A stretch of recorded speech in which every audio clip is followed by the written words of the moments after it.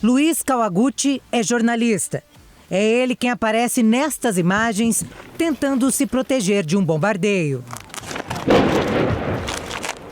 Ele tem no currículo 3 guerras: Haiti, República Democrática do Congo e Ucrânia. É difícil a gente comparar os dramas de cada guerra, mas eu acho que a Ucrânia ela foi mais complicada por causa da escala da guerra. Ou seja, muitas pessoas combatendo, muitas cidades sendo afetadas ao mesmo tempo. Enquanto você tinha, tanto no Haiti quanto no Congo, que eram forças superiores, por exemplo, às Nações Unidas, a ONU, os capacetes azuis da ONU, as missões de paz, lutando contra grupos rebeldes, tanto no Haiti como no Congo. Era uma força superior, a ONU tinha a superioridade militar, a ONU tinha a superioridade aérea. Agora, na Ucrânia, não. Primeiro que a gente não estava do lado, eu não estava do lado mais forte, eu estava do lado mais fraco.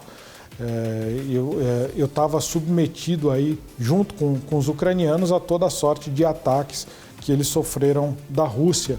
Kawaguchi viu cenas terríveis. Viajando por várias cidades da Ucrânia, o jornalista registrou imagens dolorosas e viu pessoas de bem mortas em ataques russos.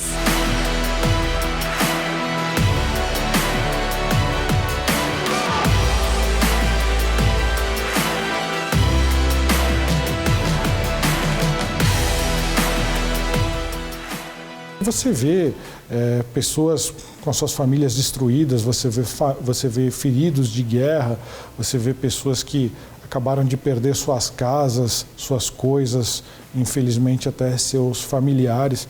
Então, eu acho que esse é o grande desafio, você tentar trazer um pouco o que aquilo significa para as pessoas, mas você tentar passar isso da forma mais imparcial possível. Por muito pouco, o correspondente de guerra e 2 colegas jornalistas não perderam a vida. O carro em que eles estavam foi alvo de bombardeios. O maior risco foi quando eu fui com um grupo de jornalistas, nós tentamos nos aproximar de uma cidade, de uma pequena vila ucraniana que ficava muito próxima à frente de batalha, muito próximo ao território controlado pelas tropas russas. E quando nós chegamos nesse pequeno vilarejo, nós fomos surpreendidos porque o vilarejo já havia sido conquistado pelos russos.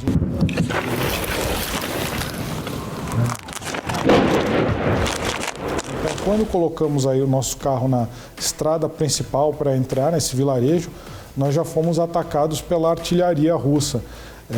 Evidentemente, aquelas bombas que foram atiradas eram para o nosso carro e para outros 2 carros civis que estavam ali na região. Era uma tentativa de atingir os veículos, e um deles eu estava nesses veículos. Eles deixaram o veículo e tentaram se proteger. Agora parou um pouco o bombardeio. A gente está esperando uma oportunidade de conseguir deixar essa região aqui em segurança. Kawaguchi gravou um vídeo, segundos depois do pânico que viveu com os colegas. O nosso carro acabou de ser bombardeado, graças a Deus. A gente e a equipe de jornalistas sobrevivemos. Foi tiro de artilharia que atingiu muito próximo da gente. O jornalista conta que o tempo ali escondidos demorou a passar. Foi questão de 1 hora que a gente ficou esperando até esse bombardeio diminuir. Não era uma coisa constante de vários tiros por minuto, não. De vez em quando vinha uma nova granada, eu acho que eram granadas de morteiro que estavam sendo disparadas contra a gente, mas a gente não podia sair dali. E quando ficou 15, 20 minutos sem ter mais o som de granada, entramos dentro do carro o mais rápido que nós pudemos e dirigimos aí o carro com janelas quebradas, com a lataria já danificada, mas ele estava funcionando, os pneus não haviam sido furados, então dirigimos o mais rápido possível no sentido contrário, em direção ao território ucraniano.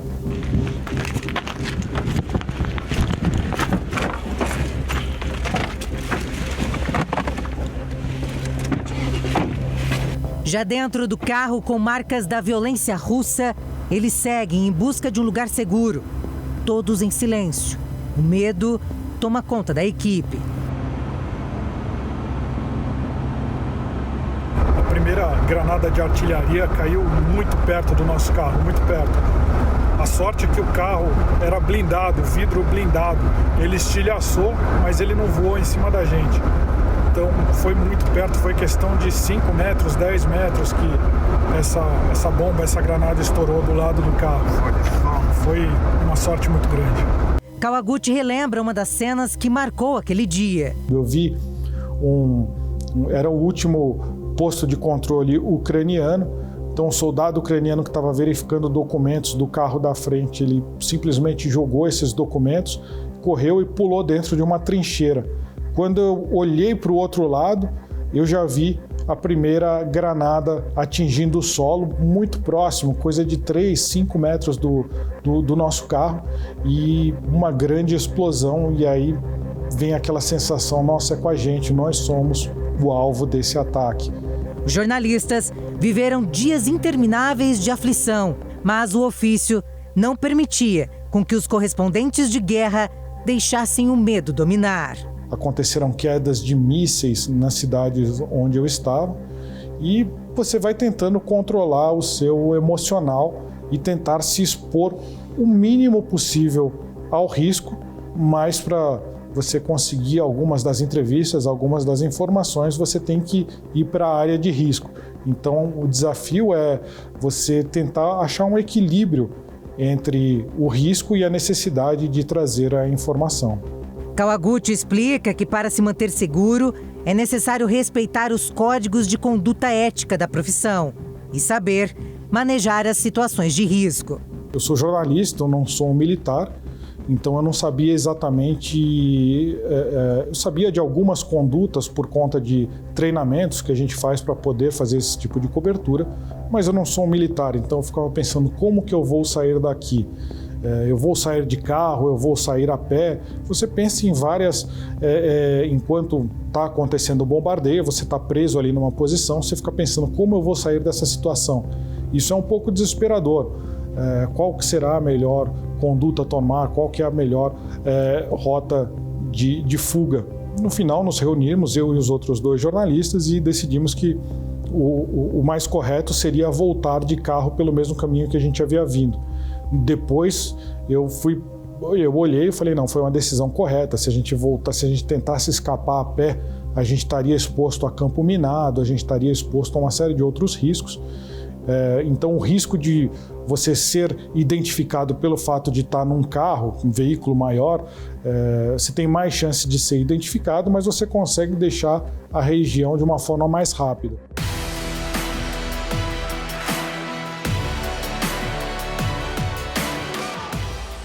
Durante uma guerra, o repórter, 80% do seu tempo vai ser pensar em logística. Para onde eu vou, como eu vou, onde eu vou me hospedar, onde vai ser a minha base, para quem que eu posso pedir ajuda se alguma coisa der errado. 80% do seu tempo é lidando com esse tipo de questão. Os outros 20% é a questão editorial, você fazendo as entrevistas, você fazendo as filmagens. Então, também tem muito a ver, a sua segurança tem a ver com a quantidade de recursos disponíveis que você tem. Se você tem, por exemplo, um carro à sua disposição, um intérprete à sua disposição, um guia local. Então, muito da sua segurança tem a ver com isso. Depois do perigo, a pior sensação chega. Passa pela sua cabeça, puxa, eu podia ter morrido nessa situação. Aí passa outra coisa, se aquela granada tivesse caído diretamente em cima do carro, ninguém teria sobrevivido. E você pensa depois, o que eu estou fazendo aqui? Mas isso faz parte do processo emocional. Você primeiro tem uma fase de euforia, depois essa euforia vai diminuindo e você começa a sentir uma tristeza.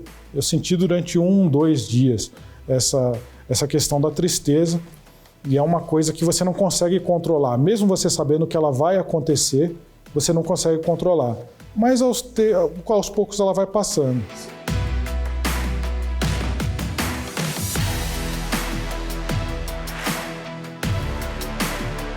Vem aquela sensação de impotência, vem aquela sensação de, por pouco, a minha vida teria acabado naquele momento.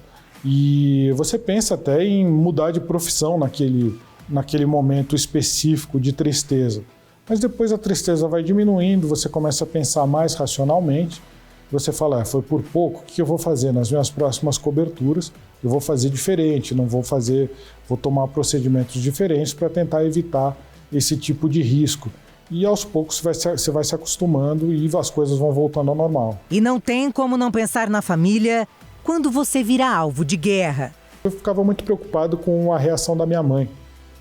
Então, sempre nunca tentando esconder o que estava acontecendo, mas tentando deixá-la tranquila de que eu estava tomando estava tomando todas as medidas possíveis de segurança.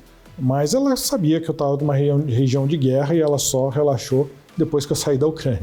De todas as experiências que viveu, o conflito entre Rússia e Ucrânia deixou marcas na história do profissional. Você está cobrindo o dia a dia daquela tropa.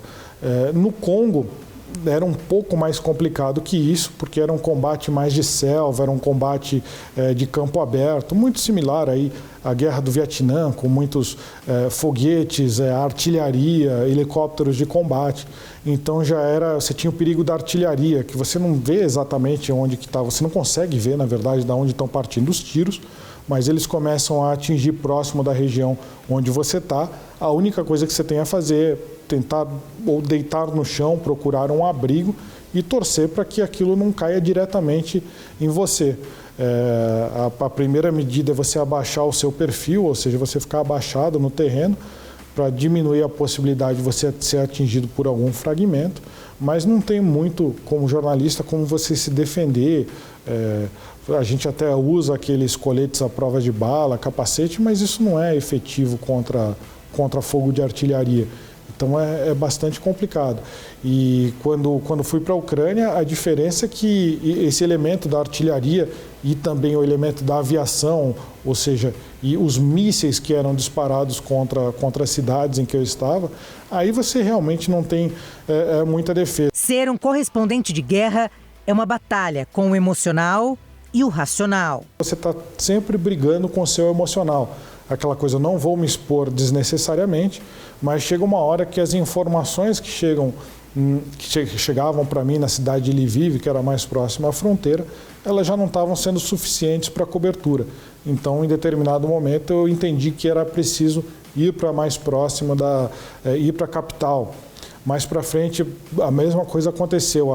As tropas russas saíram das proximidades da capital e eu achei que seria conveniente, seria imprescindível para o jornalismo chegar mais perto da frente de batalha. Aí eu fui para Zaporíjia. Então você vai sempre lutando com o seu emocional. Até que ponto eu posso avançar? Mas você também não pode deixar o medo te paralisar. Então você tem que achar um equilíbrio entre o que é sensato, mas você também não pode ficar completamente na situação 100% segura, porque senão você também não consegue as informações.